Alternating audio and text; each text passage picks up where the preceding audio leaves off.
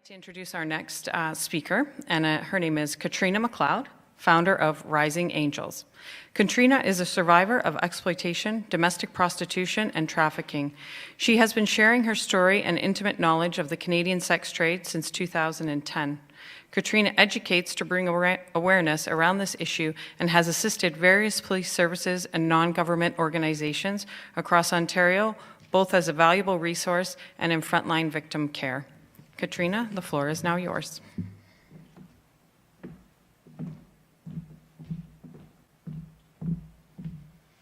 Thank you. It's Katarina. A lot of people mix it up. No worries. I get called Katrina. I get called Katie, Kathy. It's crazy what I get called, but no worries. So first of all, that was an amazing presentation and breakdown of exactly what human trafficking is. And I really liked what you said when you were asked the question about if you cannot meet every need, you can't take her out. And I'm 100% behind that. I'm going to share a little bit of my own story tonight. And I'm coming at it in a perspective of what we would consider choice and why I don't feel that the women who are prostituting are making a conscious decision. So for me, I started to get raped when I was 2 years old. And that was by somebody who was very close to me, and that rape went on for many years. During those years of being raped, 2 other men would come aboard and rape me as well. All of this sexual abuse started for me, like I said, at the age of 2, and by the age of 9, it would be finished. I can tell you that in this time of sexual abuse, there was a lot of confusion going on, as it was somebody very close to me who was abusing me, and it caused a lot of confusion inside of me. But I would hear things from my abusers like, "You should be happy that I picked you, you're prettier than the rest, I'm going to teach you how to take care of your boyfriend when you're older." And it really changed the way that I thought about men. I was exposed to pornography from the age of 2. I would be forced to watch pornography and to perform whatever was going on the screen. It warped my conception and my thoughts. I really believed that this is what men did and this is what men wanted, and if I didn't comply, there would be consequences. There was violence that I did experience at times that I would say no or didn't want to do things. I would be forced to do them and hurt in the process. I never told anybody what was happening to me because I didn't even understand what was happening to me. There were telltale signs of what was going on. I started to act out in school. I started to wet the bed. I was having nightmares constantly, but nobody seemed to interfere or ask the question of what was going on. I had a lot of shame and guilt. There was a lot of threats against me not doing certain things. They would hurt my younger brother. There was actually an incident where a man was raping me as me and my younger brother slept in his bed. He was a friend of the family's. So I was probably about 7 years old and he was 16, and my younger brother and I were sleeping over at his house.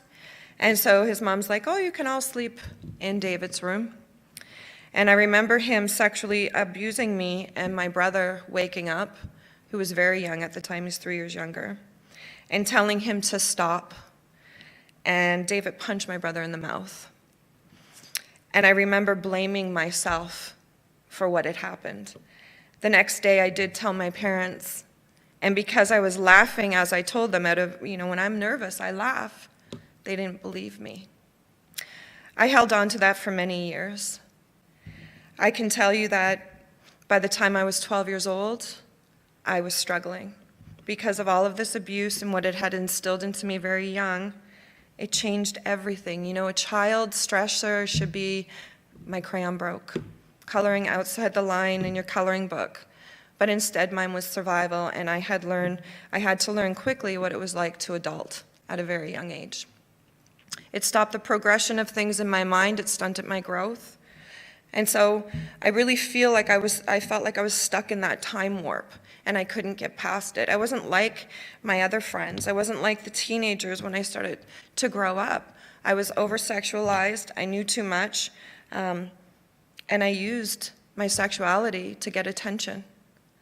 I wanted acceptance. I wanted somebody to just love me for me. I wanted to be told that things weren't my fault.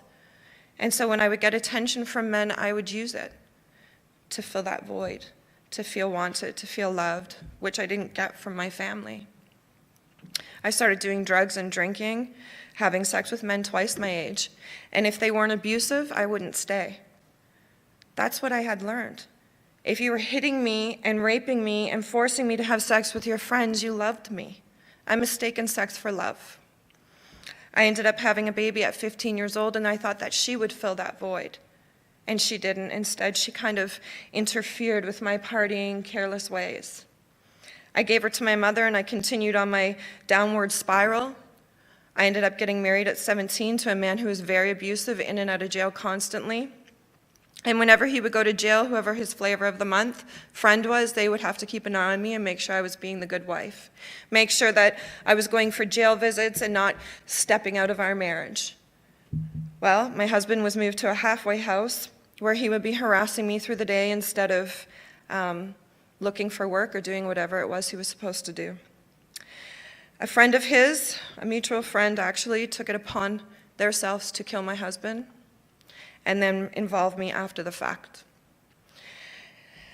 He involved me by bringing me with him to where he had murdered my husband, and he buried him in front of me. And then he told me that if I told anybody, he would kill my children. That was more real to me than anything. For the next 3 years, if I thought that I had suffered any kind of abuse, this was going to be the most traumatic and tremendous abuse that I had ever experienced. I'm covered in cigarette burns and whip marks from this man. And in order to deter the police, he wanted me to join a women's abuse support group. And in that group, I could talk about the abuse that my husband had inflicted on me, and I did. And you share these intimate moments with other women, and this one woman had befriended me and took a liking to me. She dressed a little more scandalously. She had big blonde hair. And one day she came to me and she said, I want to offer you a job. And I said, okay, what is it? And she said, well, I run a massage parlor. All you would have to do is have sex with men for money. And at that point in my life, I didn't have any skills. I didn't have job skills. I didn't have life skills. I didn't have anything. I didn't even really know how to take care of myself. And I really felt like that was my only option. Somewhere inside, I thought that if I could do this, I could escape my abuser, that I could run away, I could protect my children. I had 2 by this time. The damage was so instilled inside of me that I felt worthless, and I felt that this is what I was to be used for. So I took this so-called job. And I can tell you it's not Pretty Woman, and it's not glamorous, and it's not what everybody says it is, or the women who are out there saying that it's empowering and they get to choose their own hours and do all this kind of stuff. It's not like that. I didn't get to choose my own customers. I didn't get to choose my own hours. It didn't matter if I had seen 5, 10, or 15 clients. If I was tired and had enough, I had to go back into that room. If I was being beaten up by a customer because I said no, my boss would force me to go back in. I worked out of strip joints, hotels, my apartment, out of my car, and eventually I ended up working for a pimp, because in hindsight, you end up getting lured in. I thought that I would never be the girl to be ran by a pimp. Nope, I was independent. I made this choice, not realizing that it was lack of choice that put me there. I ended up with a pimp who, I ended up having 2 children with him, and he took my money. I became his bottom girl, so I didn't have to work as much, so I would recruit other girls or make sure that they were doing what they were supposed to do. He supported everything, and the money was not given to me anymore. It was used for what he wanted to pay for. Before, he would take me shopping, and he would take me out, and he would spend $2,000, $3,000, $4,000 on me, get my hair done, my nails done, make me feel beautiful, and then all of a sudden it stopped.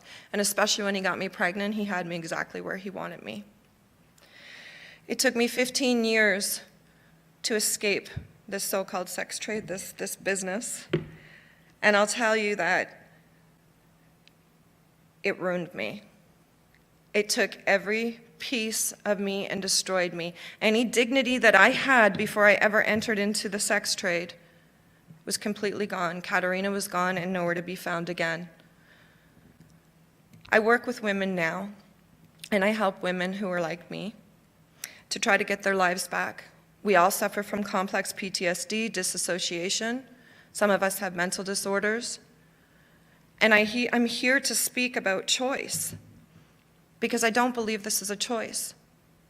All of the women that I have worked with, in and out of the industry, all had some form of sexual abuse before ever entering that was left unresolved. And when those things happen to you, it programs your brain differently. So I thought I was making this choice. I'm doing this because I want to do this. I was doing this because I didn't feel I had any other option, nor was I good enough for anything else. And these are the kinds of things that I hear from the women that I mentor every single day. These are the kinds of things that I heard from the girls that I was working with. I worked with 14-year-old girls, underage girls, who are being trafficked by their mothers. Girls are being trafficked by their family, and it usually is somebody that you know, whether you've met them off the internet or whether it's family. And I see a lot of family doing this to their daughters.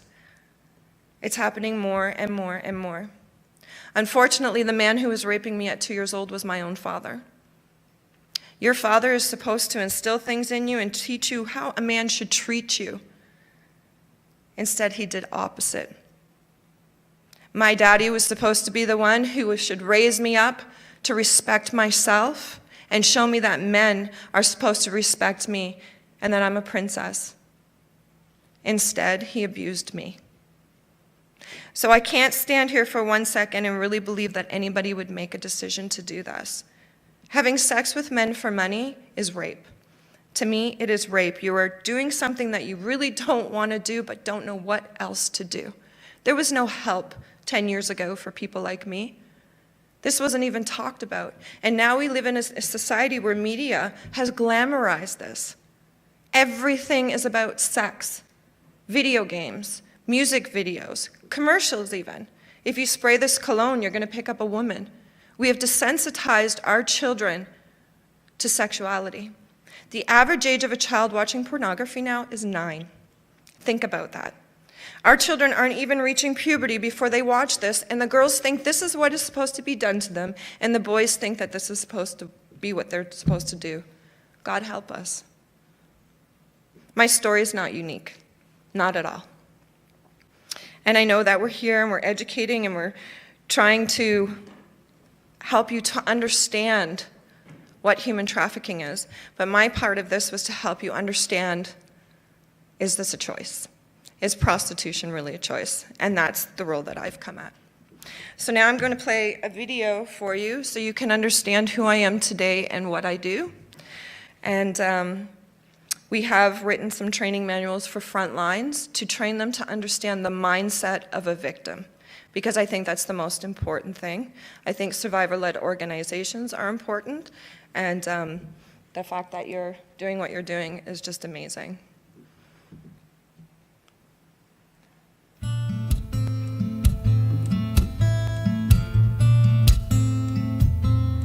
Hi, my name is Katarina MacLeod, and I am the Executive Director of Rising Angels.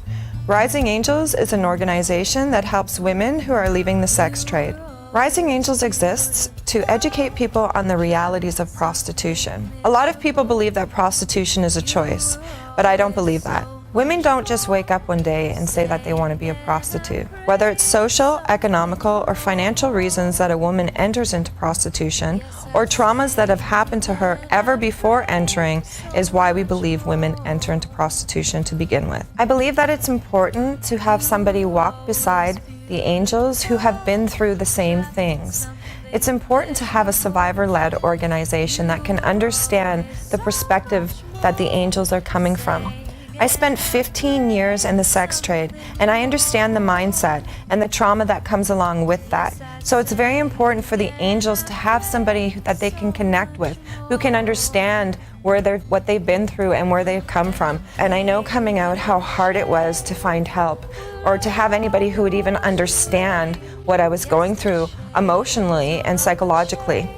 So I really believe that it's important to have a survivor-led organization. When I finally escaped prostitution, I believed that I would become this normal person, that I would be able to hold a job and I would fit right back into society and I would be this awesome mother. And that wasn't the truth. The truth is I was damaged. I was damaged from the trauma of being in prostitution and the things that had happened to me before even entering that were left unresolved. So here I was, not knowing how to cook or clean, put an outfit together, budget a bank book, and I wasn't a good mother. I didn't have the social skills that I needed to integrate back into society. I had no education. And this is what happens to the angels that we work with. They go through the same kinds of trauma. They don't know how to budget and do all of those things. So we come alongside and help them. It's so amazing when I watch a woman who couldn't even take a bus by herself to where now she can be on transit and she's going all over the city. That's so encouraging. Or somebody who had an addiction and struggled very hard, and we helped get them into rehab and get their lives back.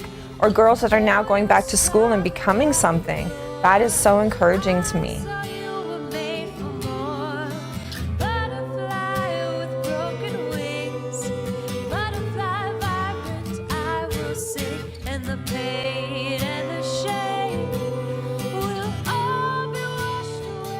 Rising Angels is a charity, and we could not do the things we do unless we have support from our community.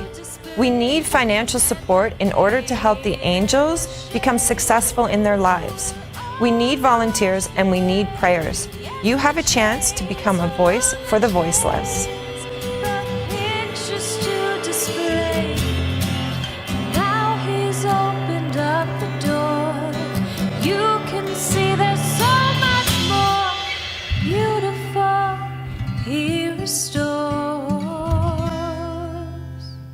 Thank you.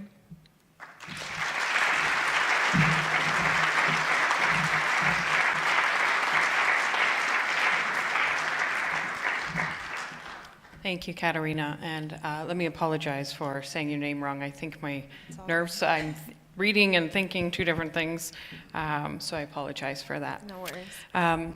Thank you for your presentation and for your speak. That was very, very impactful, and you're doing have an amazing organization supporting women. So our question for you right now is, tonight we have many parents, educators, and concerned residents joining us in the audience and online. What resources are available to individuals who have concerns that someone in their life might be at risk for human trafficking? Well, ooh, that's loud. I'll pull it away. There is resources. I mean, you can go online and you can find out, what are the signs of your child being exploited.